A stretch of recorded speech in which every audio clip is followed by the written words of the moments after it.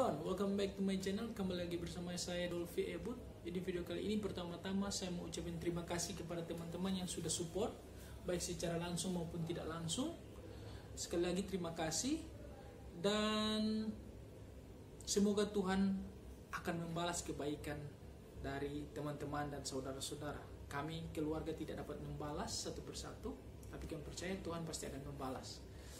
Oke, di video kali ini juga saya mau menjawab pertanyaan dari teman-teman mengenai banyaklah pertanyaan, dan saya sudah catat di sini. Saya ambil yang lebih penting aja kawan ya. Sini ada 13 pertanyaan yang saya sudah catat. Oh ya, ini saya menggunakan kamera handphone, jadi saya tidak bisa lihat lewat handphone kawan. Jadi saya sudah catat di sini.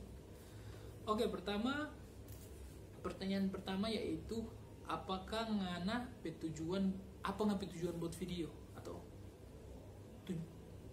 apa tujuannya buat video? Terus ngana tidak malu? Kamu tidak malu? Begini, tujuan saya buat video yaitu saya mau klarifikasi bahwa saya tidak sakit, dan kalaupun saya sakit, saya belum yakin karena waktu tes pertama itu waktu dites itu ada terjadi kesalahan di mana alat saya itu terjatuh ke lantai. Jadi itu saya mau klarifikasi. Kemudian saya buat video itu untuk mau edukasi kepada teman-teman supaya waktu saat cek atau saat tes itu harus perhatikan ya, supaya tidak terjadi kesalahan seperti saya. Oke? Next, ngana ndak malu. Kalau malu, ngapain kawan mau malu? Saya juga tidak mau terjadi seperti ini, cuma ya mau gimana, harus jalani kawan. Jadi ya, saya tidak malu. Kenapa ndak masuk rumah sakit? Kenapa tidak masuk rumah sakit? Ya banyak pertanyaan begitu. Kalau orang penyakit corona, katanya harus masuk rumah sakit. Jadi begini kawan, orang yang terdeteksi terus masuk rumah sakit itu berarti orang yang punya penyakit bawahan seperti penyakit jantung, penyakit lambung, dan lain-lain. Jadi bukan cuma penyakit corona atau orang yang terdeteksi itu. Jadi kalau tidak ada penyakit, kalau cuma terdeteksi itu dikarantinakan, bukan dibawa ke rumah sakit. Intinya begitu kawan. Oke, next. Kondoran udah kasih obat. Kalau di tempat karantina ini mereka tidak kasih obat. Kalau untuk saya sih tidak. Tapi ada penawaran untuk mereka mau kasih vitamin. Tapi saya bilang saya ada vitamin, saya punya vitamin. Intinya mereka di sini tidak kasih obat, cuma vitamin aja kamu. Nah, kondoran udah kasih makan. Ini doran udah kasih makan. Maksudnya tempat di karantina ini memang dikasih makan dari pagi, siang, malam itu 3 kali sehari, ditambah snack pagi sama snack sore jam 10 sama jam 3. Jadi aman di sini kawan. Awas yang doran taruh racun, awas yang mereka taruh racun. Ini kalau untuk maksudnya makanannya saya juga tidak tahu kawan. Yang jelas yang saya tahu, makanan dibuat bukan di sini, di tempat lain, kemudian makanannya dibawa ke sini. Habis itu sebelum masuk disemprot, baru dibagikan ke kita-kita. Kalau untuk mereka taruh racun atau tidak, saya juga tidak tahu. Yang jelas sebelum makan kita harus berdoa. Intinya begitu kawan. Di next, ngana ada dapat periksa. Kamu dapat periksa atau dapat tes di sini.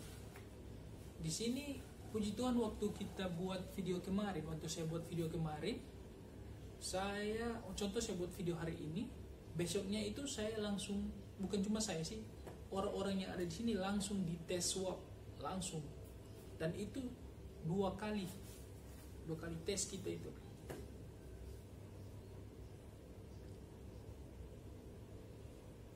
Obat apa yang Anda minum? Obat apa yang saya minum? Jadi di sini saya cuma minum vitamin C. Saya tidak minum minuman obat-obat dokter. Saya cuma vitamin C sama dikasih sama keluarga, yaitu air jahe. Cuma itu, air guraka kalau orang Manado bilang. Cuma itu yang saya minum di sini. Kegiatan apa yang Ngana lakukan di tempat karantina? Kegiatan apa yang saya lakukan di tempat selama di tempat karantina?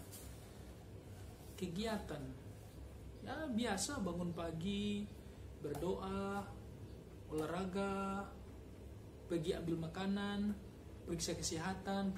Periksa kesehatan dalam arti kita diperiksa cek darah, jantung, temperatur, sama oksigen. Jadi setiap pagi itu sebelum ambil makanan kita dicek semua itu. Jadi cek darah, jantung, oksigen, sama temperatur. Itu setiap paginya. Kemudian habis itu balik ke kamar, tidur, makan, olahraga, tidur, ibadah, tidur. Cuma begitu kawan. Jadi kegiatan hari-hari cuma begitu. Tidak bisa kita jalan-jalan keluar kamar, kecuali kita ambil makanan, baru kita bisa keluar kawan. Oke. Betul tuh pasien di Sulut ada 1000 lebih. Pasien di Sulut ada 1000 lebih. Saya pertanyaan ini pertanyaan gila sih kawan. Saya pertanyaan ini kawan-kawan harus tanya kepada ketua COVID yang ada di Sulut, bukan saya. Kalau kawan, sebenarnya saya juga bingung. Banyak pertanyaan selalu bilang, mana itu orang pasien corona? Buktinya ya ada. Saya bilang, ini orang ini tidak lihat ke apa. Ini Sulut ini bukan cuma Manado kawan. Sulut ini Bolmong, Tomohon, Tondano, Manado, Bitung, Sangir, Talaut. Jadi itu besar, bukan cuma Manado kawan. Jadi saya tidak tahu juga kalau ada 1000 lebih. Bagus tuh tempat karantina. Tempat karantina bagus. Kalian bisa lihat sendiri di belakang saya. Jadi di sini saya cuma saya sendiri, dan di sini juga menggunakan AC, tapi saya tidak menggunakan pakai AC karena safety aja kawan. Ya, kalau terlalu dingin juga takut yang virusnya lebih menyebar, begitu aja sih. Oke. Dan kalau kawan mau suruh lihat tempat karantina ini, saya mau keluar kamar, saya juga takut karena saya takut yang virusnya nempel di handphone. Tapi saya sudah dapat kiriman dari teman saya waktu mereka buat video di tempat karantina kawan. Jadi ini videonya kawan.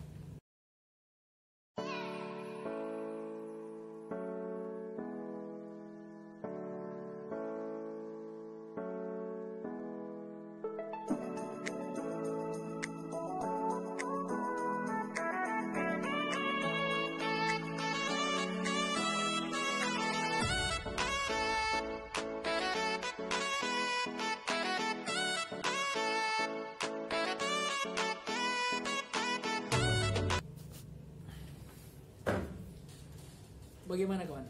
Bagus kan? Mudah-mudahan kawan jangan kesini.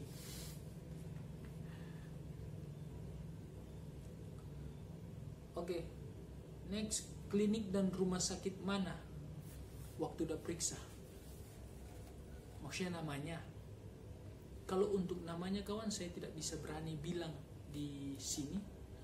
Jadi kita kalau menggunakan media sosial itu harus pandai-pandai, harus pintar kawan. Jangan sembarang-sembarang kita menggunakan media sosial. Karena menggunakan media sosial itu kita bisa kena hukum, melanggar undang-undang atau disebut undang-undang ITE. Apabila kita menyebutkan merek, nama seperti klinik, nama rumah sakit. Jadi itu jangan sembarang-sembarang kawan. Jadi intinya menggunakan media sosial itu harus pintar-pintar. Ya. Oke, pertanyaan terakhir. Kenapa tidak dituntut? Kenapa tidak dituntut? Ini begini kawan. Kalau kita mau tuntut, percuma. kita belum tidak tahu hukum, kemudian kita tidak punya begini. Jadi percuma kawan kalau kita mau tuntut atau pokoknya bikin pusing lah kalau begitu kawan. Bagus ikut jalan aja, jalani aja, nggak usah mau terlalu banyak ribet-ribet begitu kawan. Jadi cuma 13 pertanyaan yang saya catat di sini. Semoga pertanyaan ini bisa kawan-kawan mengerti, pahami. Intinya kita di sini tidak dapat tidak ada obat sama sekali yang dokter kasih, sebab belum ada vaksin untuk corona. Jadi di sini kita cuma melakukan kegiatan olahraga dengan jaga hidup sehat. Ya, begitu saja.